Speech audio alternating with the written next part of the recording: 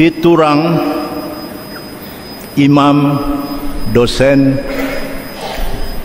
Sekretaris Komisi Pengembangan Sosial Ekonomi Komprehensif Wali Gereja Indonesia, dan Direktur Nasional Karya Kepausan Indonesia, Uskup Agung Koadjutor, kemudian menjadi Uskup Agung Kupang, adalah pribadi yang saya kenal lebih dari 40 tahun.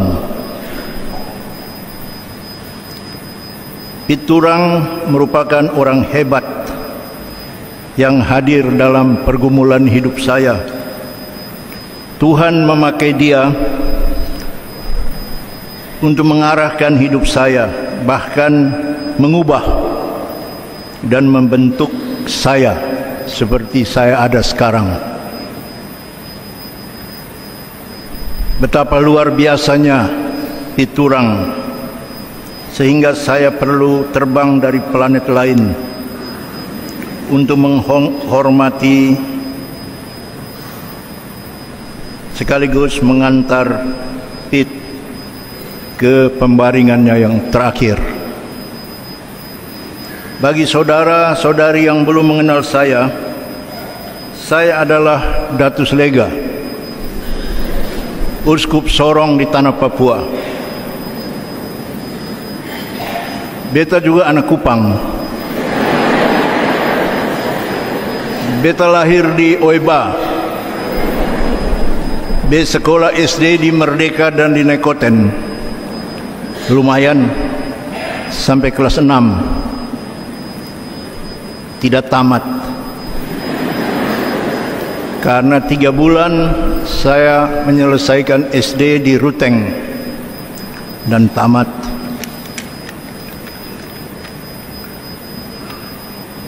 Ketika selesai belajar di luar negeri, saya melamar dan bekerja di sebuah paroki Juni 1994. Bulan Oktober pada tahun yang sama, Piturang memanggil saya kembali ke Indonesia. Waktu itu saya tidak mau, karena saya sudah terjangkit penyakit matre. Sebagai pastor paroki, bukan di Niki-Niki ya, di Jerman, saya gaji besar dan hidup dalam zona nyaman. Untuk apa pulang ke Indonesia yang miskin merana ini?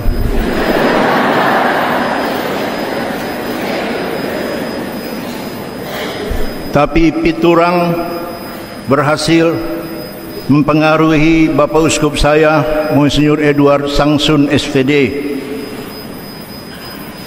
yang menulis sebuah surat, mengirimkannya melalui fax, yang menghina saya.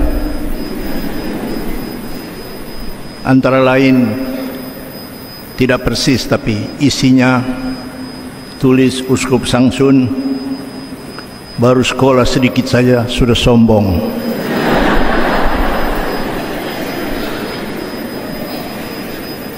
Maka saya yang terkenal rendah hati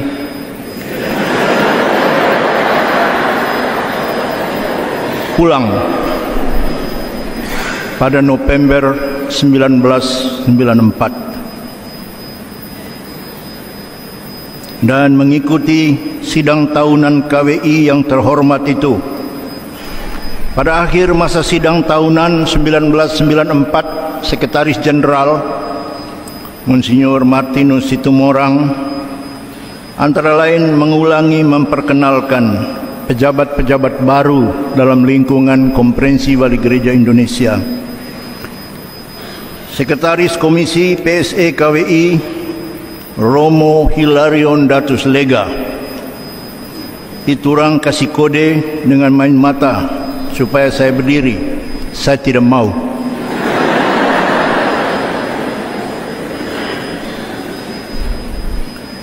Tanpa omong-omong, langsung main tunjuk saja. Begitulah bapak-bapak dan ibu-ibu, saudara dan saudari, bapak uskup dan rekan-rekan imam. Menurut refleksi saya, tanpa piturang tidak mungkin saya masuk dalam Konferensi Wali Gereja Indonesia. Sekali lagi, kalau bukan karena Tuhan memakai piturang, rasanya mustahil saya berada di lingkungan Konferensi Wali Gereja Indonesia hampir 10 tahun sebagai pastor dan hampir 22 tahun sebagai uskup. Karena itu selalu saya memberi kesaksian, piturang adalah mentor ulung, guru yang handal, rekan kerja yang tiada duanya, dan sahabat sejati.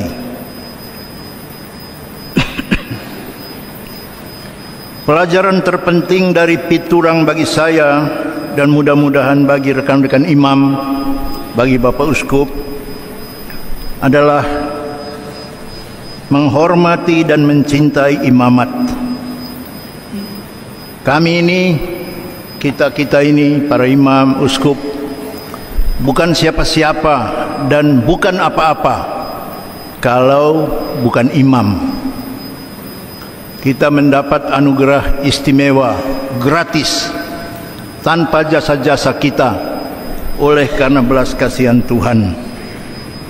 Imamat itulah menurut Pastor Piturang yang memanggil Anda, terutama agar Anda hormat dan mencintai imamat. Imamat itulah, dalam kata-kata dia, yang menjadikan Anda orang.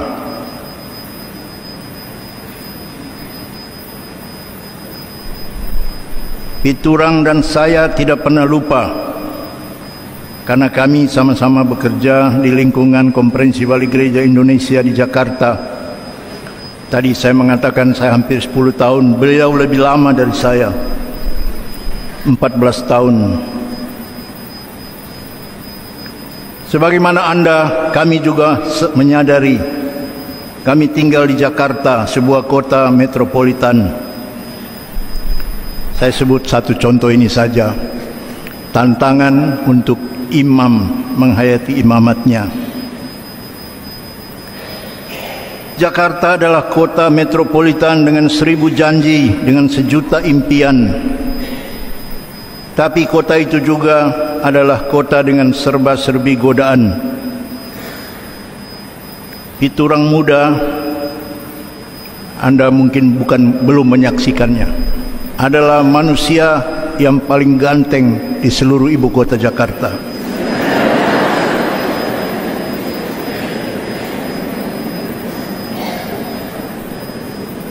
Sudah tua saja masih ganteng, apalagi muda. Karena beliau Indo, bapaknya India, mamanya orang Manado di Indonesia.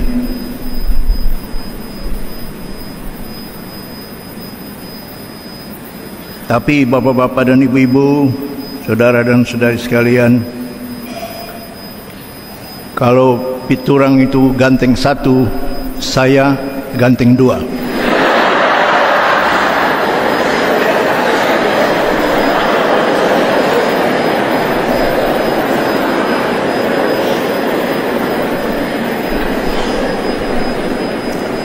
Sekarang saja Anda lihat saya gembrot, tapi dulu Lang Sing Sing,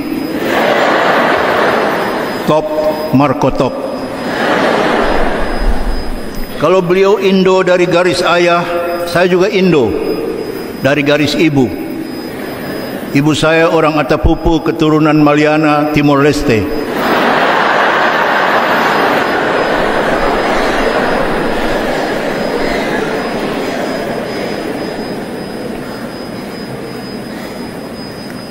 Sekali lagi, bapak-bapak dan ibu-ibu, saudari dan saudara, Pit selalu mengingatkan, kita ini imam, selalu Kita ini ibarat kata-kata orang Latin nomen est omen, atau orang Prancis noblesse oblige. Imam harus hidup dan menghayati imamatnya sesuai dengan namanya, imam. Bukan hanya menghayati secara biasa, tapi mencintainya dengan luar biasa. Sehingga salah satu versi piturang yang amat mengesankan adalah mencintai imamat dalam bentuk bersekutu dengan para imam dalam organisasi yang disebut UNIO. Beliau salah satu yang mendirikan dan membesarkan UNIO Indonesia bersama dengan Bapak Uskup Bandung waktu itu, kemudian Monsinyur Alexander Joyo, Bapak Uskup Ketapang, kemudian Monsinyur Blasius Pujorharjo, dan Monsinyur Valentinus Kartosiswoyo. Salah satu semboyan animatif dari KKI, Karya Kepausan Indonesia, yang dimodifikasi oleh Piturang, di KKI disebut Children Helping Children, oleh Piturang dimodifikasi menjadi Priest Helping Priest.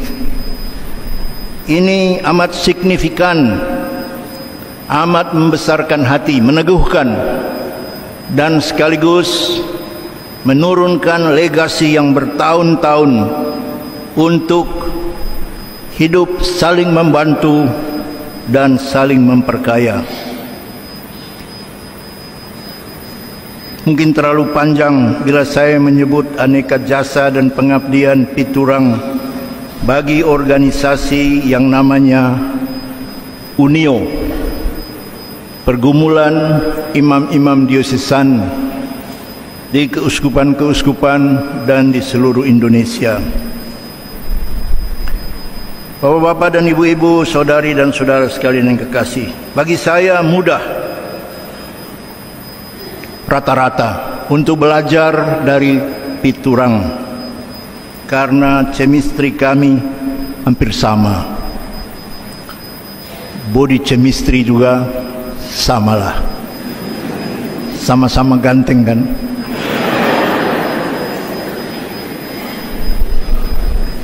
Sama-sama suka bekerja maksimal, sama-sama dalam keyakinan mencintai imamat, sama-sama suka mandiri dan kemandirian, sama-sama perokok berat.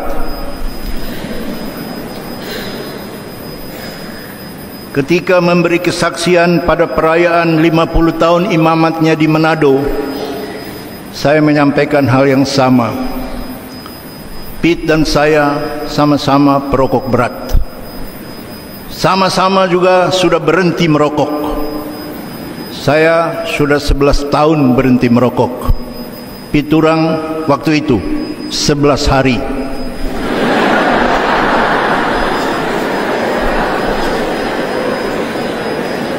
Para pendengar saya di Lota, Manado, kira saya bercanda. Oh tidak, saya hitung. Beliau berhenti merokok dari tanggal 8 Desember 8, 9, 10, 11, 12, 13, 14, 15, 16, 17, 18, 50 tahun imamat. 11 hari kan? Baru romo-romo yang dengar tuh, oh kirain bercanda. Khotbah baru bercanda kah?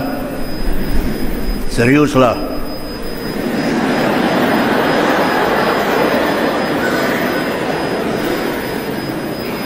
Satu yang menjadi kenang-kenangan manis yang mengikat persahabatan kami adalah Piturang dan saya ini sama-sama imam projo yang lama sekali ditugaskan di luar keuskupan sendiri. Saya sudah lebih dari 33 tahun. Piturang mungkin lebih lama. Kami membuktikan dua hal yang amat fundamental. Imam projo bukan jago kandang. Supaya Romo Ambrose dan kawan-kawannya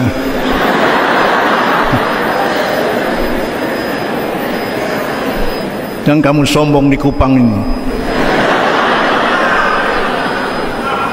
wawasan masih kurang, jam terbang keok, hanya mengaku-mengaku saja.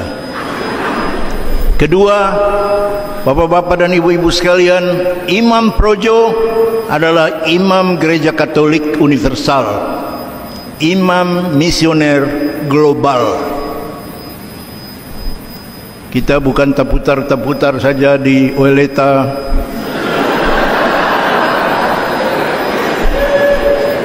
Sikumana, TDM, dan lain-lain. Tapi kelas kita lebih besar dari John Salu.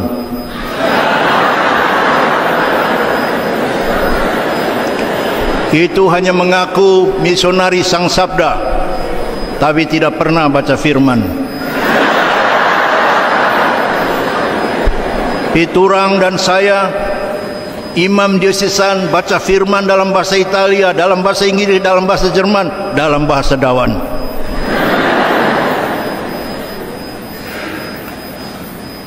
Masih banyak keunikan dan keunggulan dan kehebatan Piturang yang sudah dan pada hemat saya akan tetap menjadi bahan pembelajaran, tapi akan berkepanjangan. Izinkan saya menyampaikan satu dua lagi. Piturang juga mengajarkan kepada saya bagaimana mengelola perbedaan pendapat. Uskup-uskup di lingkungan Konferensi Wali Gereja Indonesia menjadi saksi betapa banyak kali Piturang dan saya berbeda pendapat, beradu argumentasi dalam sesi-sesi rapat tahunan. Dalam bahasa Papua, kami dua ini suka baku melawan. Tapi sebenarnya berbeda pendapat untuk membuktikan satu hal yang amat hakiki. Seperti saya, Piturang juga bukanlah kebenaran mutlak. Kita sama-sama mencari kebenaran dengan bergumul dalam percaturan pemikiran untuk menghasilkan yang terbaik yang bisa kita hayati dan lakukan bersama-sama.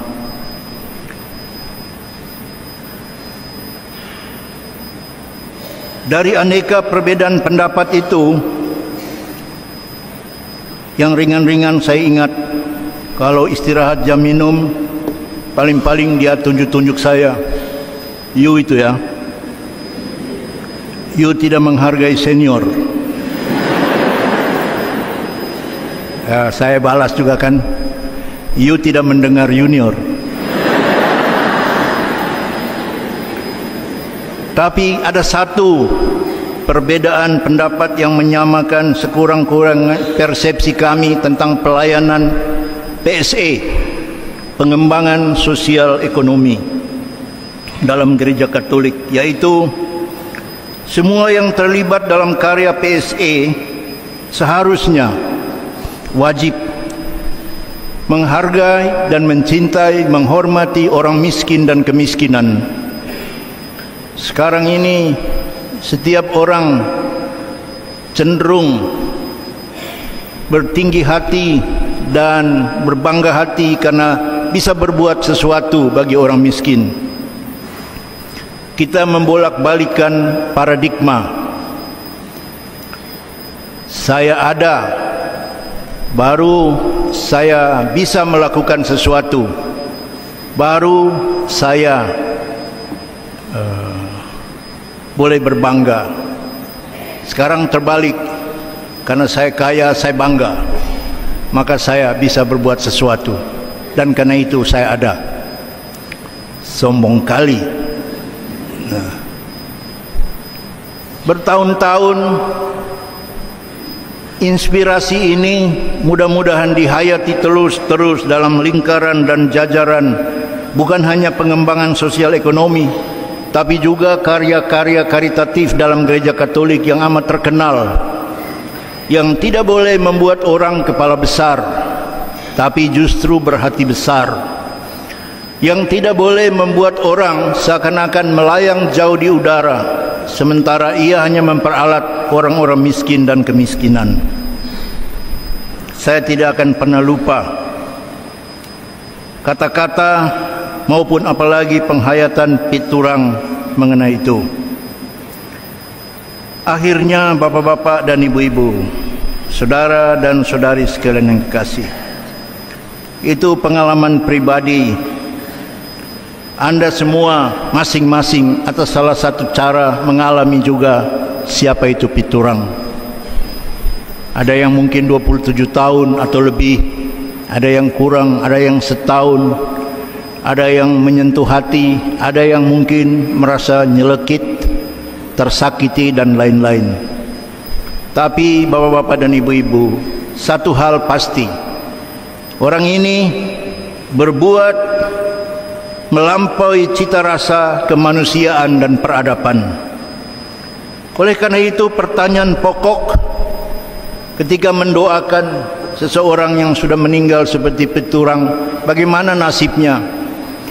Bagaimana nasib kita setelah menjalani kehidupan yang fana ini?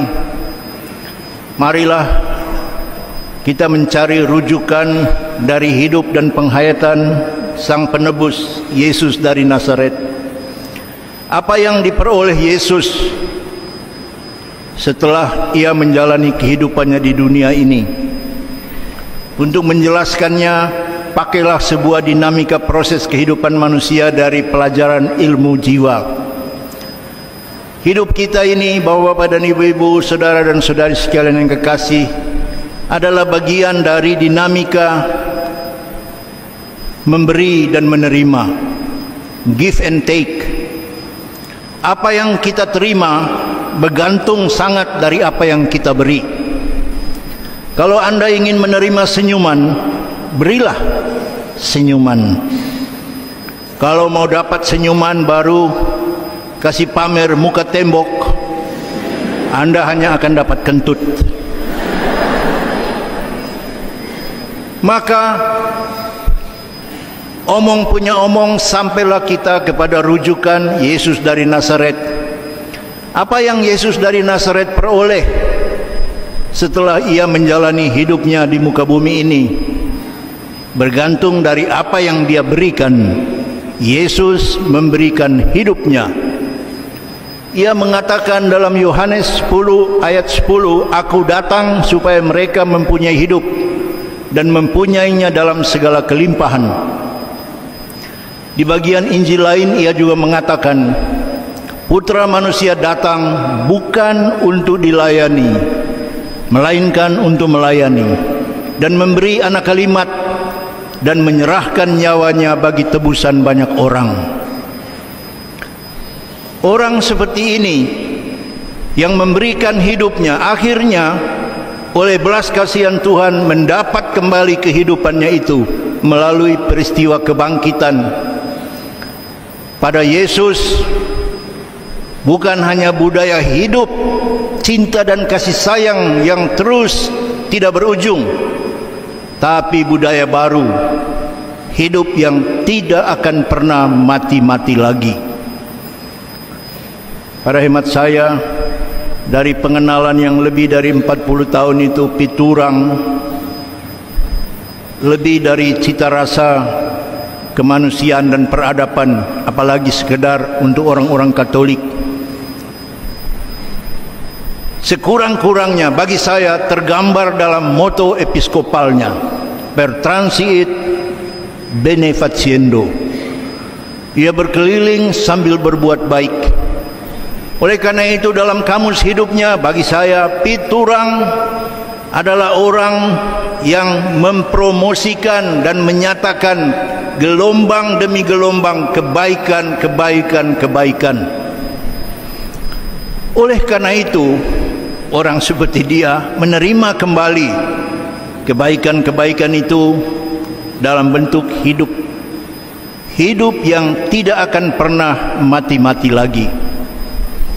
Saya memilih penggalan bacaan Injil pada hari ini yang diambil dari renungan Yohanes pasal 14 mengenai keraguan Thomas dan kawan-kawannya. Tuhan, kami tidak tahu jalan kemana Engkau pergi.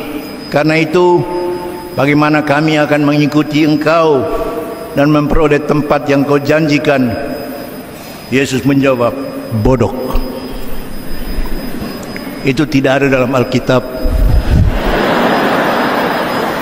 Itu supaya Anda jangan keluar dan masuk lagi, supaya jangan tidur dan bangun lagi. Tapi Yesus mengatakan, Aku adalah jalan, kebenaran dan kehidupan. Itulah jalan yang sudah ditempuh piturang, itulah jalan yang diperolehnya kembali. Monsinyur Turang, doakan kami